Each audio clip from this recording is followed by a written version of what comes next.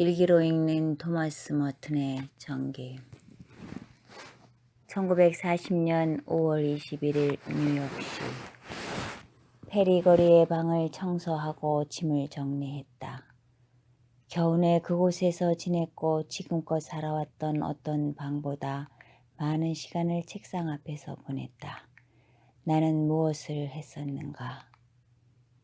이냐시오 영신 수련을 했다. 컬럼비아 야간학교 영업수업 시간에 제출한 학생들의 리포트를 정정해 주었다. 리포트 제목은 내가 가장 좋아하는 영화배우, 돈 없이 행복한 삶이 가능한가 등이었다. 사랑니가 잇몸을 파고들어 뺨까지 붓고 통증이 심해 침대에 누워있자니 입이 얼얼하고 치료 후 뿌린 소독약 냄새가 지독했다. 이 냄새가 몇 주는 지속될 것 같다. 스스로 위로하는 의미로 멕시코, 쿠바, 브라질에 대한 여행 안내서를 몇 번이고 힘없이 뒤적거렸다. 하지만 겨우 쿠바에 갈 경비밖에 없었다. 원고지에 천천히 글을 쓰고 또 쓰면서 시간을 보냈다. 완성한 원고를 출판사 3곳에 보냈지만 회신이 없다. 글 쓰는 일을 하지 않을 때는 독서에 열중했다. 파스칼, 소아 테레사의 책과 성 프란치스코의 규칙서, 로르카, 릴케, 준주 성범, 십자가의 성 요한 등을 읽다가 딱딱한 내용을 읽는 것이 지루해지면 월리엄 샤로안의 소설을 읽기도 했다. 1940년 6월 16일 뉴욕 올리온 오두막. 프랑스군이 독일군에 밀려 남쪽 루아르까지 후퇴했다. 친구들은 호수로 갔고 나는 오두막 밭길 옆에 앉아 숲을 바라보았다. 전쟁을 바라는 사람은 없다고 믿는다. 독일은 물론 그 누구도 전쟁을 바라지 않을 거라고 생각한다. 그런데 어떤 독일 군대는 경악할 만큼 이 전쟁에 열의를 보인다고 한다. 이는 그들이 전쟁을 좋아한다는 뜻이며 그래서 연전연승한다는 것이다. 어떻게 이해해야 할까? 전쟁을 누가 좋아한단 말인가? 이곳은 매우 조용하고 햇살이 밝게 빛난다. 내 앞에 작은 나무에 엷은 빛깔의 하얀 꽃이 가득 피어 있지만 향기는 그리 강하지 않다. 가시나무와 잡초 아래에서 귀뚜라미가 처량하게 운다. 모든 것이 고요하고 밝다. 이곳과 프랑스 루아르 계곡 사이에는 아무런 차이가 없다고 스스로 위안하고 싶은 유혹에 빠진다. 상상 속에 어떤 사람이 조용히 숲에서 나오더니 내 앞에 서서 총을 겨누고 나를 쏜 후 사라진다. 나는 의자에 앉은 채 죽는다. 상상 속에서 이런 일은 가능하다. 비록 지금 이곳에 햇살이 가득하지만 갑자기 숲 속에서 탱크 부대가 굉음을 내며 나타날 수 있다. 1시간 전에 하늘을 날던 비행기가 폭탄 세례를 받을 수 있으나 그런 일은 일어나지 않았다. 믿을 수 없는 일이 도처에서 벌어지기에 도저히 믿을 수 없는 기막힌 일이란 없다. 지금 이곳에는 전쟁이 벌어지지 않지만 내일은 어떻게 될지 아무도 모른다. 계곡은 저장 탱크로 가득 차 있고 폭격기에 가득 채울 연료가 준비되어 있다. 폭격기는 무언가를 폭격하기 위해 날아오른다. 대체로 연료 탱크를 목표물로 삼는다. 연료 탱크나 공장, 철로 등 이 나라의 발전에 기여한 기관 시설이 있는 곳이면 어디든 폭격받을 수 있음을 염두에 두어야 한다. 사람들처럼 전쟁에 대해 아는 체 하지 않고 지금 어떤 일이 일어나는지 자발적 가난을 선택하는 것이 얼마나 중요한지를 알아야 한다. 이 순간 모든 소유를 버리는 것이다. 때때로 나는 어떤 것을 지니고 있다는 사실이 너무 두렵다. 심지어 이름조차도 동전 하나도 지니고 싶지 않다. 우리는 얼마나 많은 기름과 군수품, 비행기 공장을 가지고 있는가. 내가 소유한 어떤 것 때문에 혜택을 얻게 되는 것이 겁난다. 내가 소유한 것에 대한 애착 때문에 어느 곳에서는 누군가가 죽을 수도 있다는 사실이 두렵다. 1940년 6월 28일 뉴욕 올리온 성 보나벤투라 대학. 우리 시대의 가장 큰 악은 무엇인가? 이 시대의 악에 대한 목록을 만들면 어떤 것이 될까?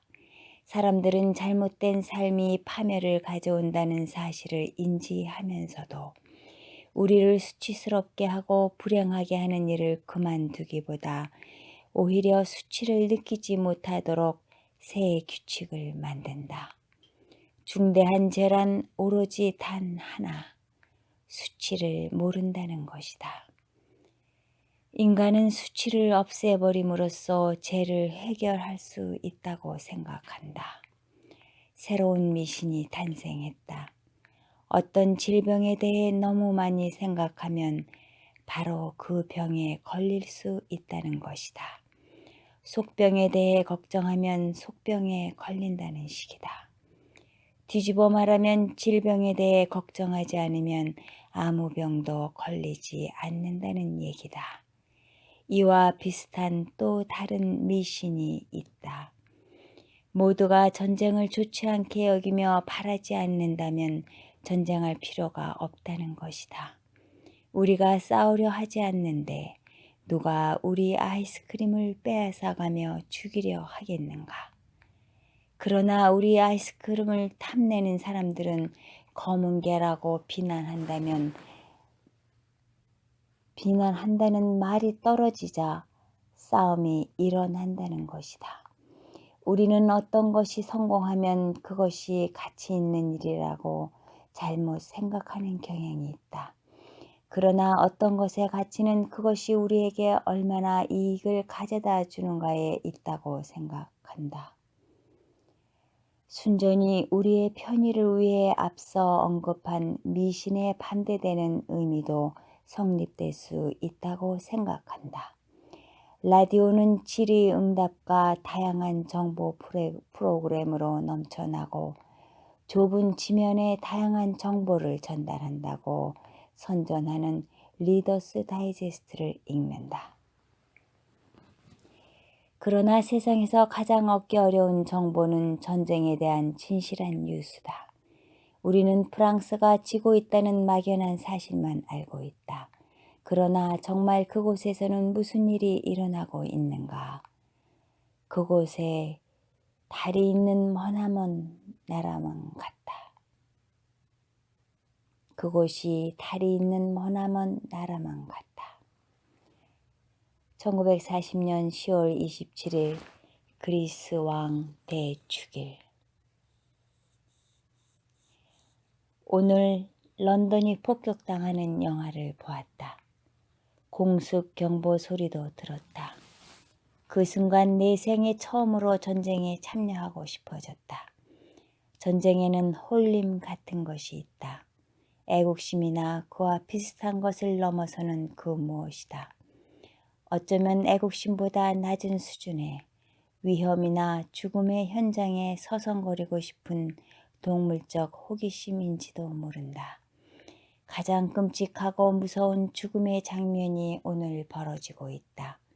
무엇보다 충격적인 것은 옥스퍼드 광장의 피터 로빈슨 가게의 모습이다. 3층 건물은 폭격으로 커다란 구멍이 뚫려 있었다. 15살인가 16살 때 나는 그 가게에서 채색 옷을 샀다. 그 옷을 입고 처음 스트라스부르와 이탈리아에 갔다. 나는 그 옷을 생생히 기억한다. 다이아몬드 무늬의 잿빛 스웨터였다. 피터 로빈슨 가게에서 조금 올라가면 리젠트 거리가 나오고 거기서 리플리 법원으로 가는 녹색선 버스를 타곤 했다. 피터 로빈슨 가게에서 동쪽으로 조금 더 내려가 옥스퍼드 거리를 가로지르면 내가 처음 르네 클레어 영화를 본 극장이 있다. 톰 베넷과 함께 그 영화를 보았는데 프로이트의 정신 분석만큼 이상한 영화였다. 폭격당한 피터 로빈슨 가게를 보면서 이 모든 추억이 떠올랐다. 폭탄이 바로 내 삶에 떨어지기 시작한 것이다. 이런 일이 바르샤바에서 일어났다면 느낌이 달랐을 것이다. 나는 바르샤바에 가 본 적도 없고 상상해 본 적도 없기 때문이다. 영화를 보는 것이 끔찍했다. 그런데 더 끔찍한 일은 어스름 무렵 폭격이 시작되자 사람들이 줄을 지어 지하 대피소로 내려가는 장면이었다. 텅 빈 거리가 보이고 그 다음 관리인이 뒷짐을 지고 천천히 걷고 있었는데 갑자기 번쩍하며 폭탄이 떨어졌고 경계에 경보가 울렸다.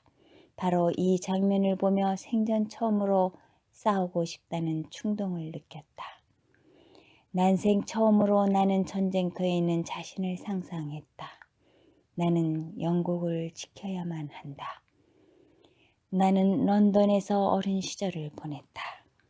지금 그곳이 폭격당하고 있다. 나는 어린 시절로 돌아가야 한다. 물론 이 순간 그들에게 필요한 것은 어린이가 아니라 어른이겠지만 실제로 나를 전쟁에 참여하고 싶게 만든 것은 독일군이다. 만일 그들이 영국에 폭탄을 투하하지 않았다면 전쟁이 어떻든 별 상관하지 않았을 것이다. 아마도 두세 주 동안 프랑스에 폭격을 가했겠지만 그 사실에 대해 나는 잘 모른다.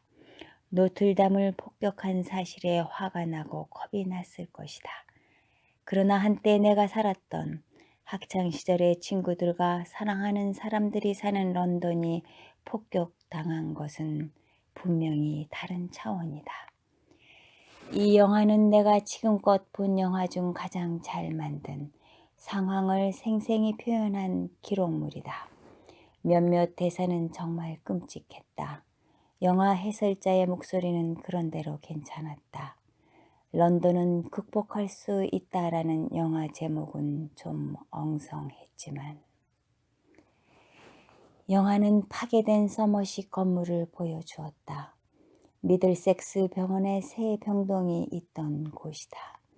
노동자들이 부서진 버먼지 먼 그 건물에 잔해를 치우는 장면도 있었고 내가 모르는 곳도 있었다. 아마 중심가 건물일지도 모르겠다. 그런 상황에서도 사람들이 활동한다는 것이 인상적이었다. 버스가 다니고 사람들은 일하러 가고 낮에는 돌무더기와 벽돌 등 부서진 건물 잔해를 바쁘게 치우고 밤에는 다시 공습을 피해 지하로 들어갔다. 다른 날 잿빛 하늘을 배경으로 치솟은 둥근 천장에 붉은색 벽돌로 지은 알레헤니 면사무소 모습도 보였다. 서레이 마을 우체국 같은 건물도 보였다. 무엇이 서레이 마을을 연상하게 했는지는 정확히 모르겠지만 그런 느낌이 들었다. 밤에는 런던에 있던 꿈을 자주 꾼다. 1940년 11월 12일 학생들에게 제프리 초서를 현대 영어로 번역하라는 과제를 내주었다. 이 과제는 학생들이 머리를 쥐어짜게 만들 것이다. 코르넬리우스 신부는 뉴요커 잡지가 반카톨릭적이라고 화를 냈고 나는 그 잡지가 너무 재미없고 고리타분해서 짜증이 났다. 밥 김리가 감기에 걸려 렉스는 김리의 차에 동승하기를 꺼렸다. 풋볼 코치는 휴고 신부님의 검은색 스페니얼 개에게 물렸고 풋볼 팀은 또 졌다. 누군가가 내게 멧돼지가 사람을 공격하고 배를 갈라 내장을 꺼내 먹는다고 했다. 사진을 보다 사진 속 사람이 처음에는 리츠 3 형제가 여자로 분장한 줄 알았는데 자세히 보니 앤드류 자매들이었다. 누군가 그들이 브래드 퍼트에서 열리는 연말 파티에 참가하지 못하게 되었다고 말했다. 35km가 넘는 숲속 집까지 가려면 자동차를 나무에 처박을 게 뻔해 누구도 파티가 끝난 후 그들을 집까지 데려다 줄 수 없다고 했다. 실제로 그런 일이 한 번 있었다고 한다. 세상을 폭력적이라 하면서도 나는 늘 바쁜 척하지만 사실은 열심히 일하지 않고 있다. 1940년 12월 14일 오늘 뉴요커 잡지사에 돌려받은 시를 보니 이를 게재할 것인지 아닌지에 대한 진지한 논의가 있었던 것 같다. 지난밤 지난해 쓴 일기의 대부분을 찢어버렸다. 한 해 동안 장문의 일기를 쓰는 것은 좋다. 그런데 다음 해에는 임금처럼 빈둥거리며 한쪽 읽고는 찢어버리고 그날 신문을 읽는다. 아무도 읽지 않을 거라면 왜 글을 쓰는가? 이 일기는 출간을 염두에 두고 썼다. 그러므로 이를 의식하고 예술적 감각을 살려 써야 한다. 그러나 이것이 개인 역사를 드러내는 기록이라면 이를 예술적 문제로 고치려 하기보다 양심의 갈림길에서 고백하는 성격을 띄어야 한다. 글이 예술이 아닌 양심의 문제라면 감당할 수 없는 혼돈을 초래할 수 있다. 마치 워즈워스의 시구처럼 다이성으로 인한 혼돈 말이다. 1941년 2월 2일 허영과 이기심, 육체의 안락과 자만심에 빠져들지 않는다면 선을 행하지 않는다 해도 사랑과 선물, 자신의 삶을 나누는 이웃의 기도를 통해 이 모든 것이 하느님한테서 온 것임을 분명히 느낄 수 있을 것이다. 무관심과 저주받을 이기심에도 나는 그들의 정성으로 열매를 맺을 수 있었다. 그 열매가 나를 성장하게 했다. 그 열매를 먹고 나는 영적 건강을 유지할 수 있었다. 할아버지가 지난 세월 동안 쏟은 삶의 열정은 동생 존 폴과 나를 위한 것이었다. 할아버지는 내게 많은 것을 주었다. 이탈리아, 프랑스, 버뮤다를 여행하게 하고 의식주를 해결해 주셨으며 갖고 싶었던 몇백 권의 책과 그 밖에도 생각나지 않는 많은 것을 주셨다. 아버지는 젊었을 때부터 60년 동안 오하이오주의 작은 마을에서 일했다. 그 덕분에 나는 한밤중에 케임브리지의 브릿지 거리로 달려가 엉뚱한 짓을 했다. 그때 내가 왜 그랬는지 정말 모르겠지만 나는 병이나 신발, 벽돌 따위를 가게 창문에 집어던지고 겁먹은 채 달아나곤 했다. 아버지가 평생 일한 덕분에 나와 빌 피널에는 뉴욕 맨하튼 52번가의 음침하고 작은 술집 의자에 삐딱하게 기대앉아 건달들과 시시덕거리다 싸우기도 했다. 아버지는 평생 일만 했다. 그 덕에 나는 1935년 컬럼비아 대학 교기를 꽂아놓은 깃대 난간에 앉아 데이트를 즐기지 않았던가. 놀랍게도 그때 나는 사랑에 빠졌다고 생각한 여인이 있었다. 아버지가 피땀 흘려 일해 또 무엇을 사주었던가. 오로지 그리스도만 나를 위해 목숨을 바치신 것이 아니라 나를 사랑했던 사람들 모두가 나를 위해 피를 흘려 희생한 것이다. 나는 그 희생의 선물을 마치 내가 신이라도 된 양 당연히 받아들였고 그 희생이 하느님 것이 아니라 내 것인 양 착각하며 살았다. 할아버지는 영국 해협 근처에 있는 미국인이 하는 술집에서 술을 사주셨다. 새벽 3시 30분까지 술을 마시다 고주망태가 되어 간신히 돌아와 옷 입은 채 침대에 뻗어 정신을 잃어버린 적도 있었다. 다음 날 토사물로 악취가 풍기는 검은 바지를 그대로 입은 채 의사에게 지난밤 일을 설명해야 했던 적도 있다. 그것이 할아버지가 자신을 바쳐 손자를 사랑한 것에 대한 보답이었다.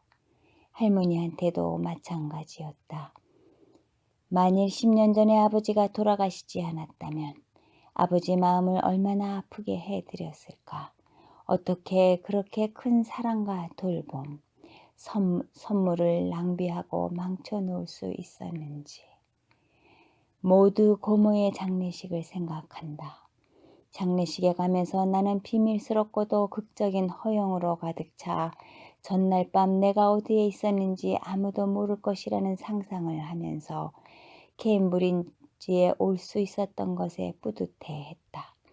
끔찍할 정도는 아니더라도 고모의 장례식에 술에 취하지 않은 멀쩡한 정신으로 참석해야 한다고 생각은 했지만 내 입에서는 여전히 술 냄새가 풍겼다. 그래서 성인 같았던 고모가 무덤에 묻힐 때 사랑하던 고모의 죽음을 슬퍼하면서도 17살 소년의 상상 안에서 모종의 드라마를 연출하며 앞으로 벌어질 신나는 모험을 기대했다. 그렇다. 그것이 나를 사랑한 고모에 대한 보답이었다. 고모가 돌봐주었기에 나는 오컴에도 케임브리지에도 갈 수 있었다. 이 모든 것을 말하는 것은 쉽다. 주님은 주님 때문에 나를 사랑한 모든 이에게 감사하지 못하는 나의 사악함과 교만으로 고통받으셨다. 나는 감사하기는커녕 그렇게 사랑받는 것이 싫었다. 사랑하는 사람들의 선함에 얼마나 큰 빚을 지고 있는지 누군들 알 수 있을까?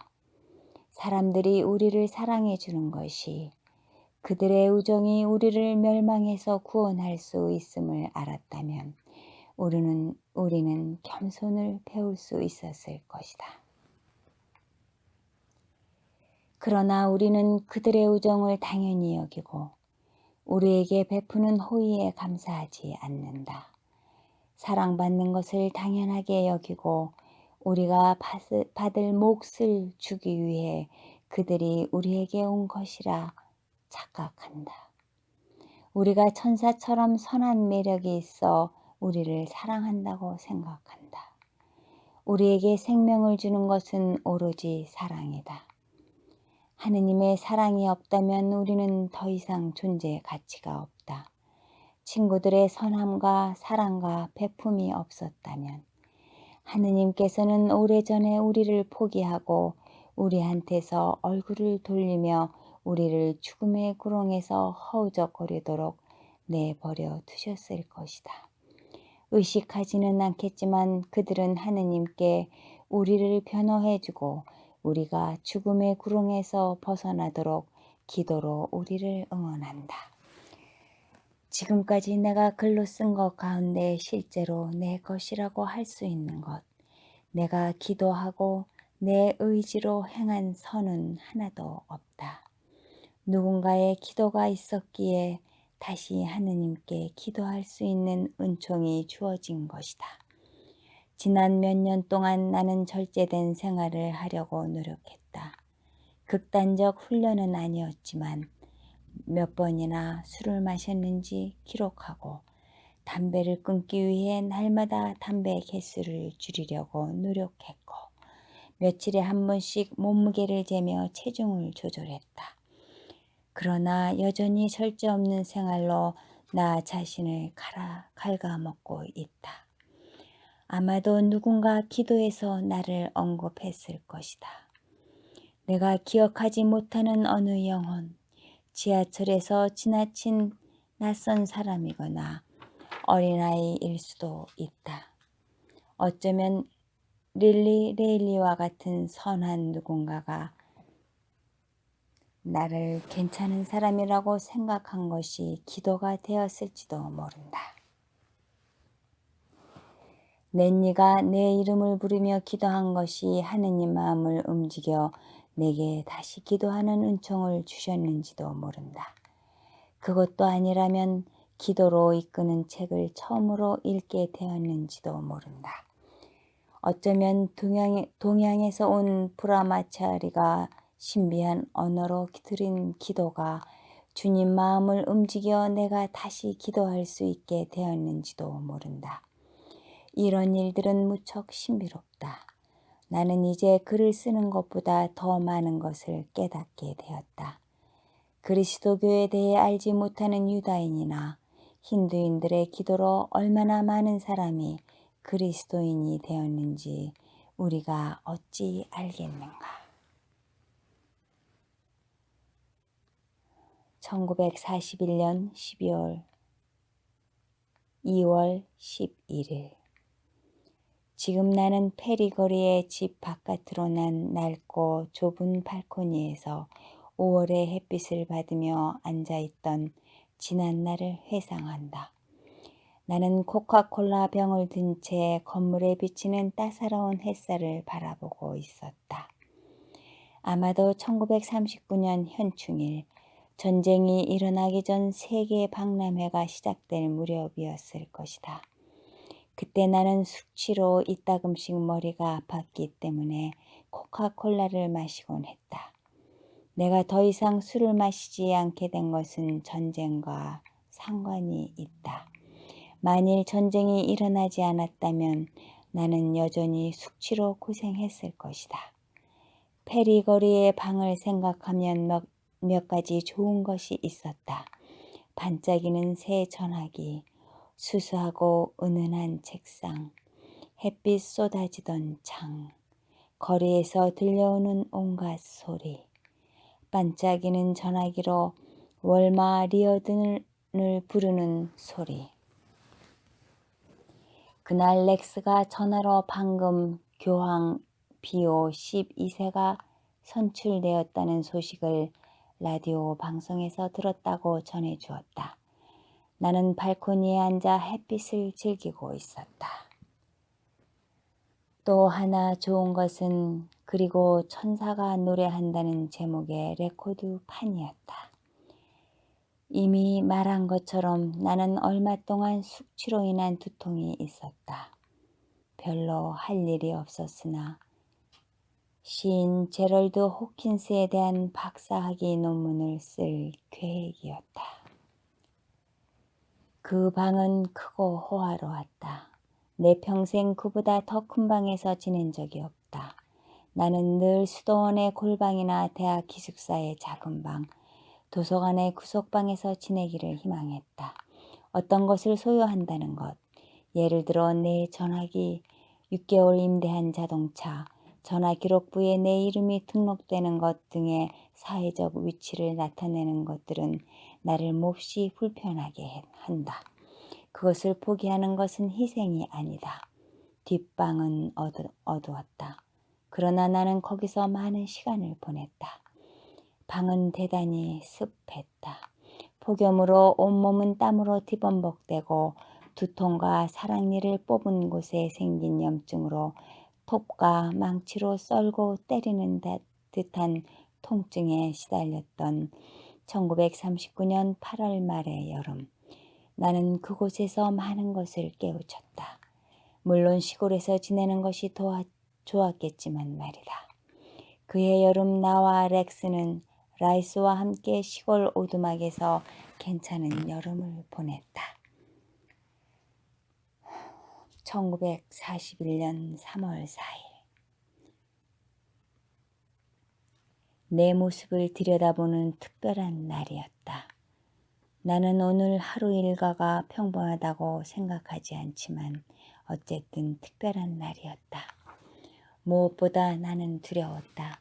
전쟁에 대한 생각으로 모든 신경이 곤두서 이에 대해 간략하게 말하며 즉시 준비한 서류를 작성해 징병선발위원회의 우편으로 붙일 생각이었다. 그들은 나를 양심적 병역 거부자로 여길 테지만 나는 병역을 거부하는 대신 비전투요원이 되어야 하는 이유를 들었다. 참전해야 한다면 법을 따르면서도 하느님 모상에 따라 창조된 인간을 죽이는 일을 피하기 위해 부상자를 돌보거나 화장실을 파는 일이 하느님 영광이 되리라고 적었다. 서류를 보내겠다고 결심을 하니 기분이 나아졌다. 토머스 신부님과 제럴드 신부님께 조용히 이 일에 대해 말씀드렸고 승인을 얻었다. 올린에서 공증을 받아 우편으로 붙였다. 이 일을 하는 동안 나는 고요한 가운데 크나큰 기쁨이 샘솟는 것을 느꼈다. 지금껏 한 일 가운데 가장 잘한 일인 것 같았다. 서류를 우편함에 넣으면서 나는 온전히 하느님 손에 맡겨졌음을 깨달았다. 모든 것은 그분의 의도에 따라 이루어질 것이다. 나는 자유다. 결정은 낯선 사람들로 구성된 위원회로 넘어갔다. 이전에는 느끼지 못했던 통쾌한 자유를 맛보았다. 바로 그것을 통해 나는 하느님 뜻을 알게 될 것이다. 하느님 뜻은 국가법을 통해서도 드러나기 때문이다.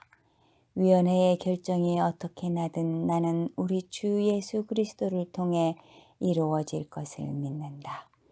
수도원 농장의 인부와 함께 작은 고물 자동차를 타고 올린으로 가면서 내 생에서 가장 유쾌한 시간을 보내고 있다는 생각이 들었다.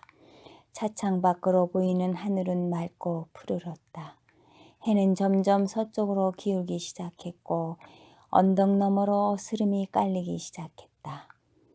올린에 도착했을 때 넓은 거리는 텅 비어 있었고 사람들이 일터에서 집으로 돌아가는 중이었다. 성 보나벤투라 대학으로 가는 길에 올린 하우스의 영광공 밥 오브라이언을 만나 차를 얻어 탔다. 해는 이제 언덕을 넘어갔지만 하늘은 맑고 투명한 푸른빛이었다. 벨라니의 풍경화에서처럼 불타는 것처럼 보이는 주황빛이 구름과 구름 사이에서 밝은 빗줄기를 뿜으며 빛나고 있었다. 밥 오브라이언이 말했다. 이곳에 계시는 것이 좋으신지요? 이처럼 아름다운 시골보다 더 좋은 곳이 어디 있으려고요. 우리는 도시 사람들이 어떻게 미쳐가는지에 대해 얘기했다. 단순한 주제였다. 밥은 있는 그대로를 말했다. 조금의 과장도 없는 확신에 찬 말이었다. 덩치가 큰 그는 행복해 보였고 자기가 하는 말의 의미를 잘 알고 있었다. 나는 그의 말에 동의했고 더 이상 부연 설명이 필요 없었다. 나는 차에서 내려 수도원 건물 쪽으로 난 길을 올라갔다. 야트막한 둥근 탑 위로 십자가가 보였다. 황혼역에 은은하게 불타오르는 하늘을 보고 있는데 종소리가 울리기 시작했다.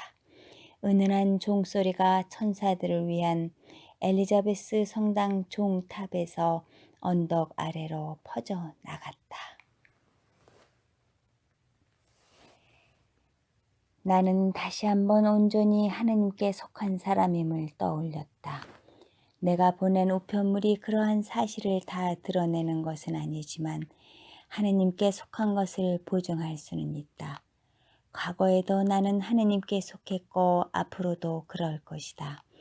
내가 그 사실을 깊이 인식하며 공감한다는 점에서 마음은 이전보다 더 열려 있고 나 자신이 온전히 그분의 것이 될 때까지 간절히 기도할 것이다. 1941년 3월 18일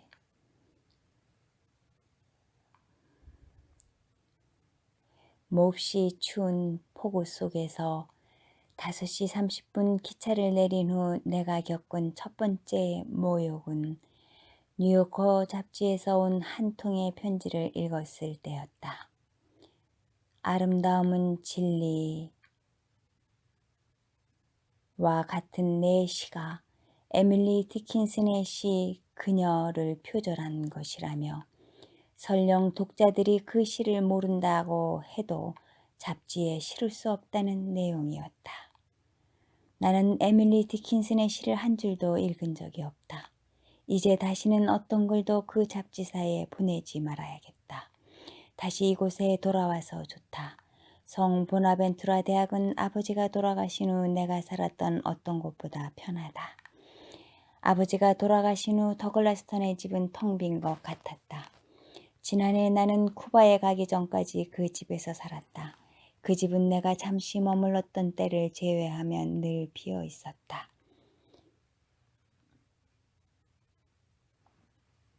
해럴드 아저씨는 늘 그 집에서 나갈 궁리만 하고 있다. 내가 그 집을 편안하게 받아들이지 못하는 것은 감사할 줄 모르기 때문이다. 우리는 다른 그 무엇보다 감사하는 법을 먼저 배워야 한다. 1941년 3월 23일 사순 제4주일. 아버지는 미들섹스 병원에서 임종을 맞았다. 오랫동안 말을 할 수 없는 상태였다. 아버지는 푸른 편지지에 만년필로 비잔틴 성인들을 그렸다. 어느 날 나는 아버지에게 이탈리아를 배울 것이 생각이라고 말했다.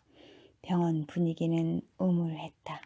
아버지의 죽음, 그것은 내가 이해할 수 없는 일 가운데 하나였다. 아버지의 병마가 언제나 나를 옥죄었다. 얼마나 좋지 않은 생각이었던지.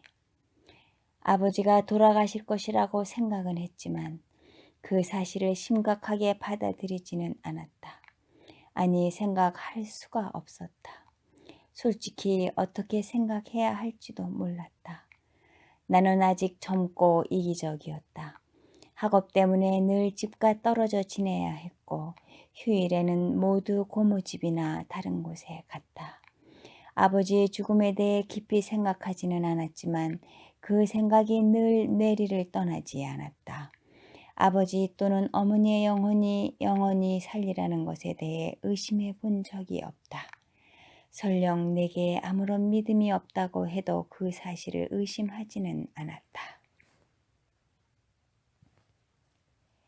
오늘 4마일 계곡에 홍수가 나서 산 아래에 큰 도랑이 생겼다고 들었다.